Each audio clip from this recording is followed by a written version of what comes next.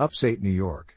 Mallory Kane, an operative for a government contractor, enters a diner and takes a seat at the back. Not long after, a car pulls up, and her co-worker, fellow operative Aaron, enters and takes a seat.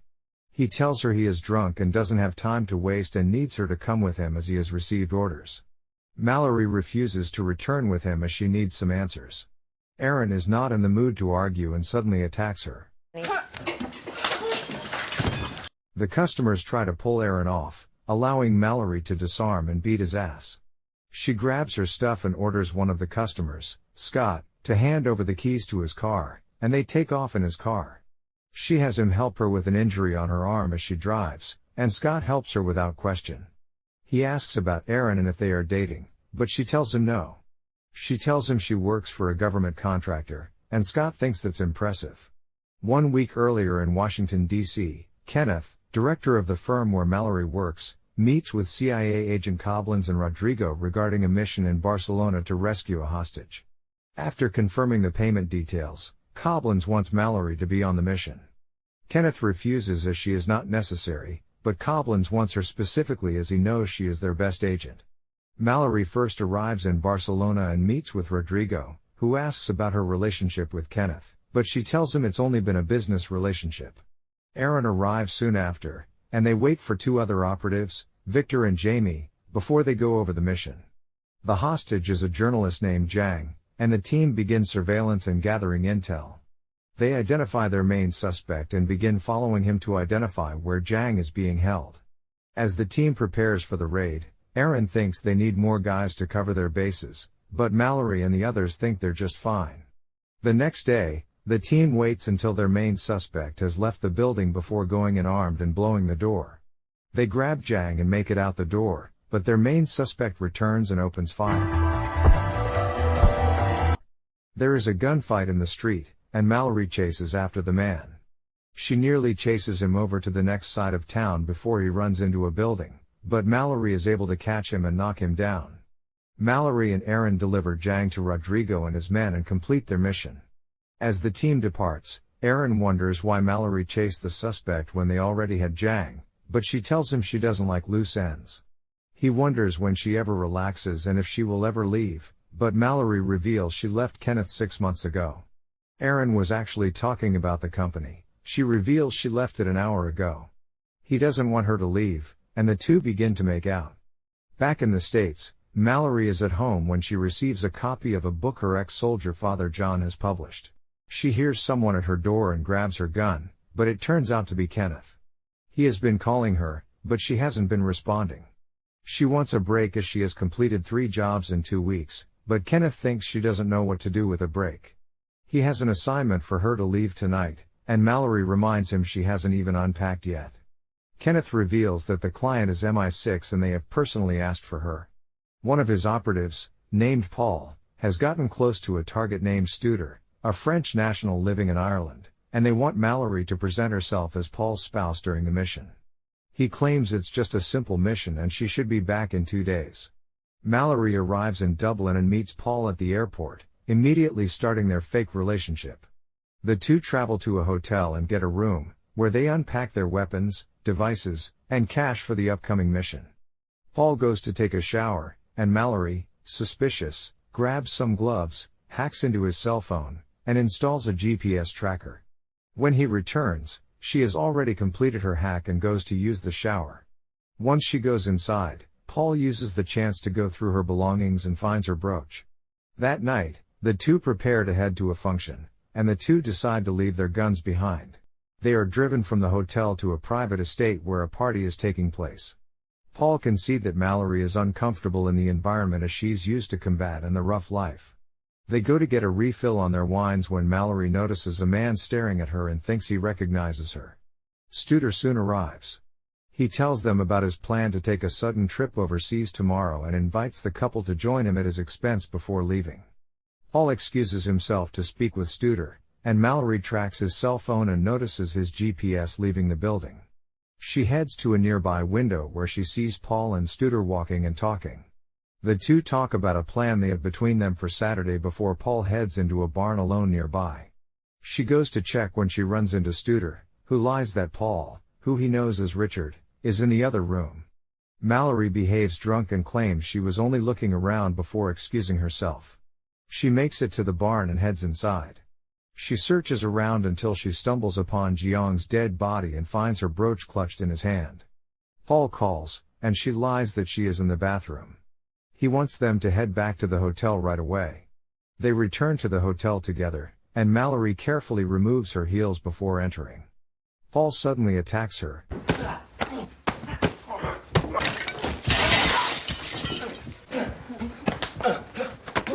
But Mallory fights back. Mallory overpowers him, beats him down, and kicks him through a glass door. Paul tries to stall and go for his gun, but Mallory stops him. She manages to choke him out before shooting him with a pillow over his face. She takes a seat to catch her breath before dumping Paul's body in the bath. She goes through his cell phone and redials a missed call. Kenneth answers, asking if the divorce is final, but when he hears no one, he suspects it is Mallory. She calls John, telling him she needs to come home for a while as things are screwed, and he warns her to be careful.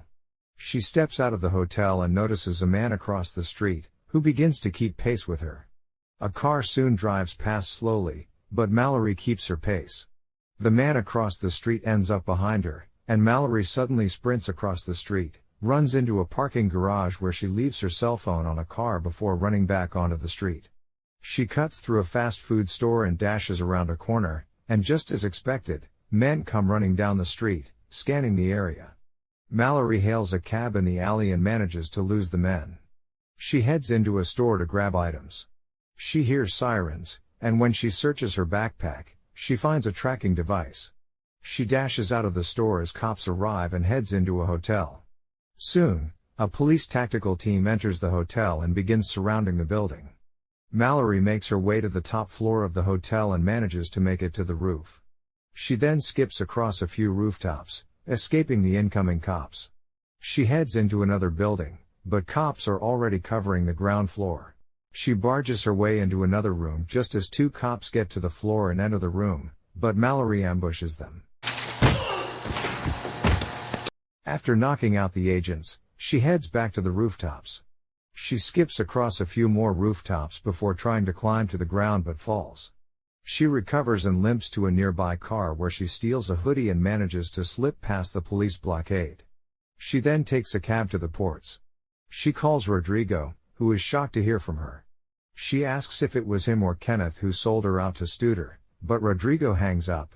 Mallory then breaks into the port under the cover of dark and sneaks onto a ferry. Rodrigo reports the call he got from Mallory to Koblenz, telling him about her plans to get back to New York. Koblenz warns Rodrigo to keep himself and his family inside until he calls him back. Koblenz has the operator pull Mallory's number from Rodrigo's cell and calls her directly. He is not looking to bring her in and instead wants her to continue going after Kenneth as he thinks Kenneth is involved in something much bigger led by someone in the shadows. She wants him to take her off the watch list, but Koblenz explains that will give away their cooperation to Kenneth. He, however, promises to do everything he can to convince Kenneth to meet her so she can get answers for them both. Mallory tells Scott how Koblenz had set up a meeting with her and Kenneth at the diner, but Aaron showed up instead. They soon come upon a roadblock, but Mallory hits a U-turn and speeds off, with a cop giving chase. She turns off onto a snowy track, and the cop's car follows. Scott cries for his new car as they drive along the bumpy track. A cop car tries to block their path, and Mallory throws the car into reverse. She evades the cop car closing in behind her by taking another snowy track, but they soon hit a deer and crash into a tree. With nowhere to run, they surrender to the cops. They are being transported when the cops receive a transmission to deliver the prisoners to an address as federal agents are en route. Mallory tells the two cops that she is a government contractor on a mission and the men they are meeting are not federal agents.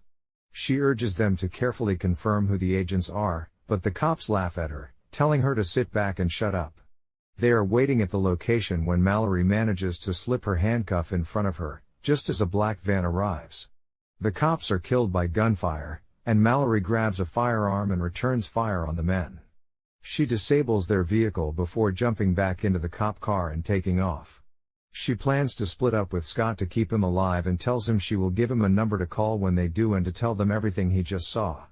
Coblins meets with Kenneth in a parking lot, suggesting that he speak with Mallory's father and explain that she is a fugitive, and maybe he can help turn Mallory in. Mallory gets to her father's place, telling him that men pretending to be agents will pay him a visit and telling him what to expect and how to get into Aaron's head. He suggests that they just disappear, but Mallory refuses to run anymore. Kenneth, Aaron, and more agents arrive at John's house, where Kenneth tells John about the men that Mallory has killed. He asks if Mallory ever mentioned the name Kenneth, but John denies ever hearing the name. Kenneth demands that he help them bring Mallory in as she has become a public threat. Meanwhile, Mallory is nearby, hiding and listening to the conversation. John lies that Mallory contacted him about 10 days ago, telling him she was going to Barcelona but gave him no further details. Kenneth tells him that Jang was a British intelligence agent, but John thinks something must have happened in Barcelona to cause this. Every time he mentions Barcelona, Aaron seems to have a reaction. Mallory calls, and Aaron begins a trace on the number before John answers. She wants to speak with Kenneth. She demands that he tells her everything now or in the next 10 minutes with her hands around his throat. Kenneth demands that she turns herself in, for the sake of her father, but Mallory tells him time's up. Aaron has completed the trace and realizes that Mallory is inside the house. Aaron asks Kenneth what really happened in Barcelona, but the lights suddenly go out. He orders the men to lock the house down, and John wonders why they don't call for backup if they're really cops. There is a gunshot, and Aaron goes to investigate. He finds one of their men dead in the garage. He hears a sound and sends the other operative to investigate while he returns to Kenneth, who thinks they need to leave right away. Aaron gets the photo of a dead Jang and doesn't believe that Mallory is responsible. He demands an explanation from Kenneth, suspecting that he is responsible for Jiang's death and is framing Mallory, and Kenneth, realizing he's been caught, suddenly shoots Aaron in the stomach and warns John not to give him a reason to kill him also.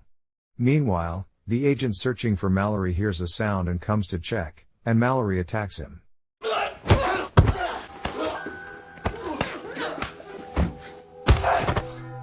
There is a fight, and Kenneth uses the chance to escape. Mallory kills the man, but when she rushes outside to go after Kenneth, he has already disappeared. She returns to see Aaron on the brink of death. He feels stupid for not realizing what was happening earlier. He tells her he is trying to focus on his breathing but slowly loses the fight and dies. Mallory becomes lost in thought, and John hugs her, apologizing. A few days later, Mallory meets Coblins at an airport hangar. He tells her he was just Kenneth's employer and had no idea of what he was getting up to. Getting Kenneth to her father's house so she could kill him was his idea, but she allowed him to escape. He offers to wipe her slate clean and compensate Scott with a new car. In return, she should think about working for the CIA if she plans to go after Kenneth with all his contacts.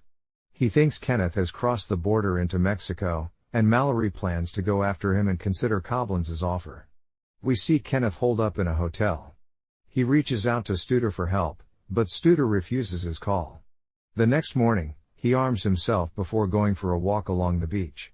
As he stands next to some rocks, Mallory charges at him from behind. The two begin to fight.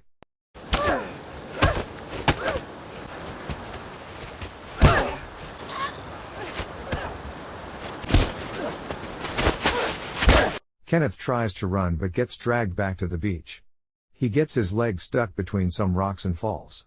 Mallory demands to know what really happened, reminding him the tide is coming in. Jang was a journalist who began investigating Studer for his ties to trafficking, and when Mallory decided to leave Kenneth's company, taking all her intel, Kenneth and Rodrigo saw the chance to kill two birds with one stone. He would have Mallory lift Jang from his safe house, and Rodrigo would deliver him to Studer to be killed. Kenneth had relayed the plan to Paul to frame Mallory for Jiang's death, then kill her at the hotel, claiming self-defense. Once Mallory learns the truth, she turns and leaves Kenneth to the mercy of the tide. Rodrigo is in Spain at his villa, living his best life. The doorbell rings, and his girl goes to check but gets grabbed. After a while, he doesn't hear her and goes to check when Mallory lands behind him.